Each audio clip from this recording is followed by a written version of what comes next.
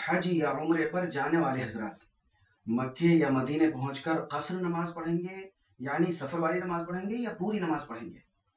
इस मसले में पहली बात ये समझें कि कसर नमाज यानी सफर वाली नमाज क्या होती है। वो ये होती है कि अगर कोई शख्स 77 किलोमीटर या उससे ज्यादा दूर सफर पर जाए तो ऐसा शख्स सफर की हालत में 4 रकात वाली फर्ज नमाज को 2 रकात पढ़ेगा, और ये कम पढ़ना जरूरी और वाजिब है।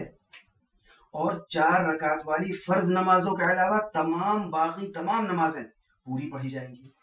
अब अगर वहां पहुंचकर यानी मक्के या मदीने में पहुंचकर 15 दिन से कम रुकने की नीयत है तो आप वहां पर मुसाफिर रहेंगे, कसर करेंगे।